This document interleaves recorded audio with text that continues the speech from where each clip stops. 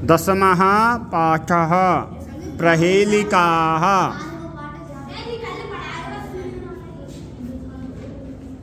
आज हम 10वां पाठ पढ़ेंगे और 10वें पाठ में पहेलियाँ दे रखी हैं। क्या दे रखी हैं? पहेलियाँ। संस्कृत में पहेलियाँ, जैसे आप हिंदी में पहेलियाँ पूछते हो ना, वैसे ही संस्कृत में भी पहेलियाँ होती हैं। तो संस्कृत में पहले इसमें पहेलियाँ दे रखी हैं और फिर उनका तुम अर्थ बताओगे, ठीक है? बने बसति कुबीरो योस्थि मांस विवर्जितः असिवत् कुरुते कार्यं कार्यं कृत्वा वनं गतः।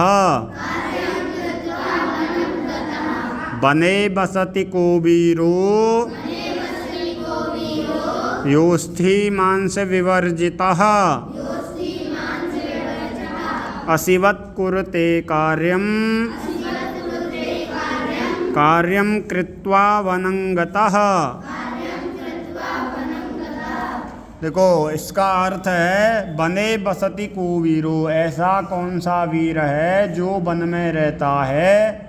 और आगे उसकी विशेषताएं बता रखी हैं। यो अस्थि मांस विवर्जिता, लेकिन ना तो उसमें हड्डी हैं और ना उसमें मांस है, यानी कि बिना मांस के, बिना हड्डियों के ऐसा कौन वीर है जो वन में रहता है। असिवत् कुरुते कार्यम, और वो किस तरह कार्य करता है? असी की तरह, तलवार की तरह कार्य करता है। हाँ, कार्यम कृत्वा वनं गतः, और कार्य करके वन को चला जाता है। तो बताओ क्या है? कुम्हार का। बहुत अच्छे। देखो कुम्हार का जोरा कहाँ रहता है? पानी में रहता है। और जब कुम्हार अपने बर्तनों को बनाता है तो उसी जोरे के द्वारा उन बर्तनों को मिट्टी से अलग करता है। वो करता है ना? और जैसे ही बर्तन अलग हो जाता है तो उसने तलवार की तरह काम कर दिया। वो काम करके फिर दोबारा कहाँ चला गया? वो वन को, यानी कि पानी में ही चला जाता। हाँ, अब देखो उसमें मांस है, उसमें हड्डियाँ हैं नहीं। तो ये पूरा जो श्लोक बनाया है इन्होंने पहेली के रूप में, पूरा घटित हो रहा है ना उसमें। हाँ, तो बने बसति कुबीरो योस्थि मांस विवर्जिता, बिना मांस के, बिना हड्डी के ऐसा कौन वीर है जो वन में रहता और किसकी तरह काम करता है? वो तलवार की तरह काम करता है। और काम करके कहाँ चला जाता है? हाँ, काम करके जंगल में, वन में चला जाता है। बहुत अच्छे। अब अगला देखो, न तस्यादिः न तस्यान्तः मध्ये यः तस्य तिष्ठते तवाप्यस्ते ममाप्यस्ते यदि जानासि तद्वद। न तस्यादिः न तस्यान्तः मध्ये यः तस्य तिष्ठते तवाप्यस्ते ममाप्यस्ते यदि जानासि तद्वद। यदि जानासि तद्वद। न तस्यादि न तस्यान्तः मध्ये यः तस्य तिष्ठते तवाप्यस्ते ममाप्यस्ते यदि जानासि तद्वद। वो कह रहे हैं कि तुम्हारे पास भी है और मेरे पास भी, यदि तुम जानते हो तो बोलो। उनके, अरे सुन तो लो नयन, उनके कैसे भाई? उनके ना जिसके आदि में है और ना ही जिसके अंत में है। और कह रहे हैं मध्य यह तस्य तिष्ठते, और मध्य में या जिसके है, यानी कि जिसके आदि में ना है, जिसके मध्य में या है और जिसके अंत में ना है, तो वो मेरे पास भी है और वो तुम्हारे पास भी है। यदि तुम जानते हो तो बताओ क्या है वो? नयन। देखो ना में, नयन में ना सबसे आगे है, या सबसे बीच में है और ना सबके ना उसके बाद में है। अब देखो नैन आपके पास भी हैं और नैन मेरे पास भी, तो क्या है ये? नयना। आगे चलो। एक चक्षुर्न काकोयम बिलमिच्छन्नपन्नगः क्षीयते वर्धते चैव न समुद्रो न चंद्रमाः। एक चक्षुर्न काकोयम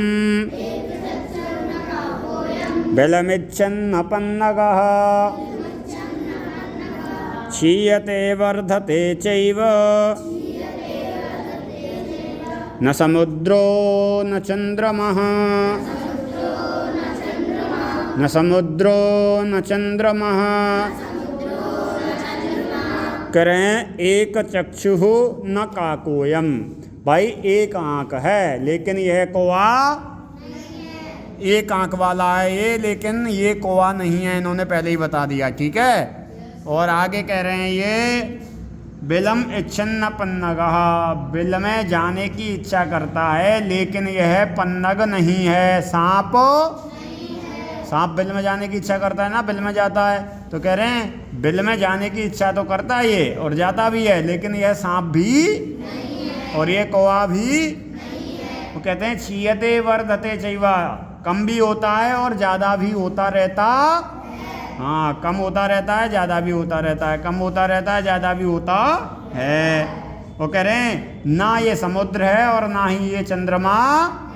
हाँ, ज्वार वाक्या जब आता है तो समुद्र बढ़ता भी है और कम भी होता है, बढ़ता भी और कम भी होता है। शुक्ल पक्ष में चंद्रमा बढ़ता है और क्या नाम है, कृष्ण पक्ष में कम होता है। तो कह दिया ये चंद्रमा भी नहीं है, तुम समझो कि चंद्रमा है, तुम समझो समुद्र है, तो ये समुद्र भी नहीं है। जब ये सारी चीज़ें नहीं है तो क्या है फिर? सुई जोरा। वाह, ये क्या है? हाँ, सुई जोरा है भाई। देखो सुई से हम कपड़े वगैरह सिलते हैं ना, तो वो एक तरह से छिद्र बोल दिया इन्होंने। और सुई के एक आँख है ना। हाँ, और उसमें जोरा लगाते हैं तो वो जोरा सिलते सिलते कम भी होता है और जब दोबारा हम लगाते हैं तो ज़्यादा भी हो जाता। तो इसका अर्थ है सुई धागा। क्या है? हाँ, आगे चलें। प्रकाशः शीतलायस्य, प्रकाशः शीतलायस्य कलाभिः च वर्धते, कलाभिः च वर्धते तापं हरति सर्वेषां, तापं हरति सर्वेषां चकोरस्य प्रियासकः। करें प्रकाशः शीतलः यस्य, जिसका प्रकाश कैसा है? शीतल। हाँ, और आगे करें यह कला भी च वर्धते, और जो कलाओं के द्वारा बढ़ता और उसका प्रकाश कैसा है? शीतल प्रकाश वाला, एक एक कलाओं से बढ़ता। और तापम हरति सर्वेशाम, सभी के ताप को हरता। हाँ, और आगे कह रहे हैं चकोरस्य प्रियः सह कहा, और वह चकोर का क्या है? प्रिय है, चकोर पक्षी का प्रिय है। तो बताओ वह क्या? चंद्रमा। चंद्रमा का प्रकाश कैसा होता है? हाँ, और वो धीरे धीरे बढ़ता रहता है ना, शुक्ल पक्ष में बढ़ता है और उसकी शीतलता से सभी क्या करते हैं? सुख की अनुभूति लेते हैं, सुख का अनुभव करते। हाँ, प्रकाश, वो चंद्रमा अपने प्रकाश से, अपने प्रकाश की शीतलता से सभी के ताप को नष्ट करता, सभी के ताप को शांत करता है। वो कह रहे हैं वह चंद्रमा चकोर पक्षी का सबसे प्रिय होता है। तो वह कौन है? चंद्रमा। हाँ, बहुत अच्छे। आगे चलें। कह रहे हैं वृक्षाग्रवासी न च पक्षीराजः त्रिनेत्रधारी न च शूलपाणिः त्वग्वस्त्रधारी न च सिद्धयोगी जलं च बिभ्रन्न घटो न मेघः। बोलेंगे सभी मिलके, ठीक है? वृक्षाग्रवासी न च पक्षिराजः,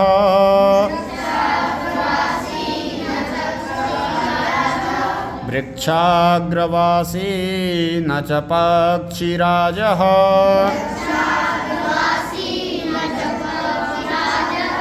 त्रिनेत्रधारी न च शूलपाणिः, त्रिनेत्रधारी न च शूलपाणिः, त्वग्वस्त्रधारी न च सिद्धयोगी,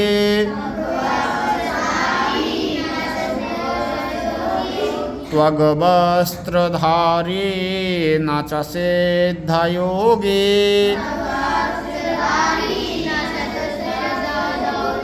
जलं च बिभ्रन्न घटो न मेघः, न घटो न मेघः, जलं च बिभ्रन्न घटो न मेघः, न घटो न मेघः। बहुत अच्छे। देखो ये कह रहा है वृक्षाग्रवासी न च पक्षिराजा, वृक्ष के अग्रभाग पर वास करने वाला या वृक्ष के अग्रभाग पर रहता, लेकिन यह पक्षीराज नहीं है, पक्षीराज गरुण।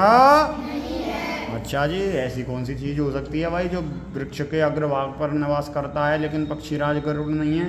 हम भैया और कुछ बताओ ताकि हमारी समझ में आए अच्छे से।